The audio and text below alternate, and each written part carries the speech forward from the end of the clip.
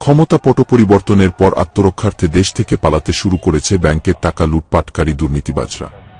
ক্ষমতা হাতছাড়া হওয়ার সাথে সাথেই যাতে বিদেশে পালিয়ে যেতে পারে, সেই উদ্দেশ্যে আগেভাগেই পৃথিবীর বিভিন্ন দেশে শত কোটি টাকা মূল্যের বিলাসবহুল বাড়িঘর কিনে রেখেছে এ সকল লুটেরা দুর্নীতিবাজরা। সেরকম একটি জায়গা হল কানাডার বেগমপাড়া। এ যেন রূপকথার গল্প। স্বামী থাকেন বাংলাদেশে আর স্ত্রী কানাডায়। দেশে স্বামীরা অবৈধ কারবার, ঘুষ বাণিজ্য, চাঁদাবাজি এবং ব্যাংকের টাকা লুট করে স্ত্রীদের জন্য দেশটিতে শত কোটি টাকা মূল্যের প্রাসাদ গড়ে দিয়েছেন।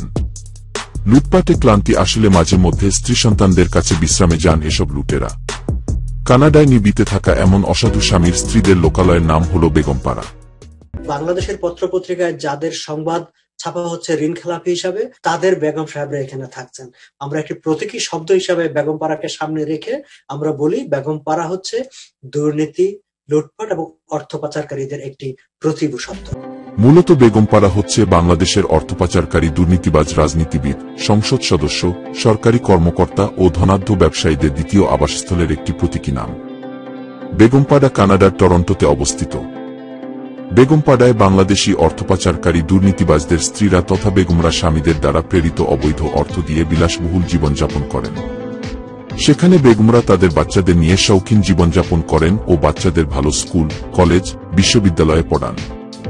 আর বেগমদের স্বামীরা নিজ দেশে বসবাস করে ক্ষমতাসীন দলের ছত্রছায়া থেকে দুর্নীতি, ঘুষ, চাঁদাবাজি ও ব্যাংকের টাকা লুটপাট করে মানি লন্ডারিং এর মাধ্যমে বিদেশে পাচার করেন।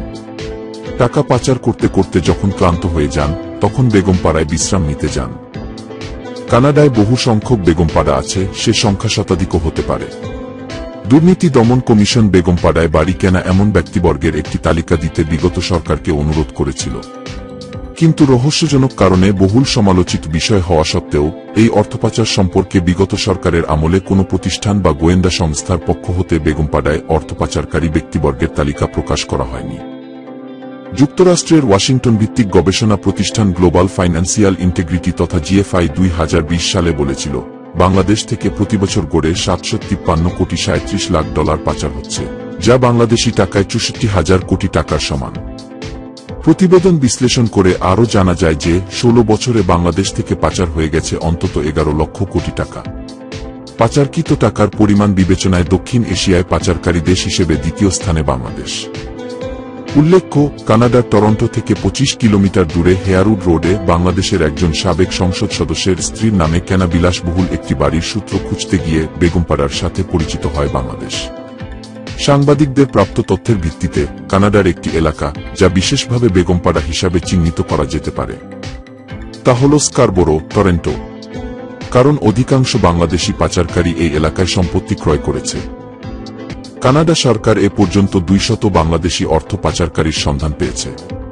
কানাডা প্রবাসীদের হিসেবে এ সংখ্যা হাজারেরও বেশি। ক্ষমতা হাতছাড়া হয়ে যাবার পর দুর্নীতিবাজ অর্থপাচারকারী অনেকেই বেগমপাড়া সহ বিশ্বের বিভিন্ন দেশে গড়ে তোলা অবৈধ রাজপ্রাসাদের উদ্দেশ্যে গোপনে পাড়ি জমিয়েছে। আর কেউ কেউ গোপনে পালাতে গিয়ে ধরা পড়ছে। আল্লাহ পাক এই দেশ ও জনগণকে দুর্নীতিবাজদের খপ্পর থেকে আজীবন হেফাজতে রাখুন এবং দেশ থেকে লুটপাট করে বিদেশে হাজার হাজার কোটি টাকা পাচারকারীদের বিচারের ব্যবস্থা করুন। আমিন।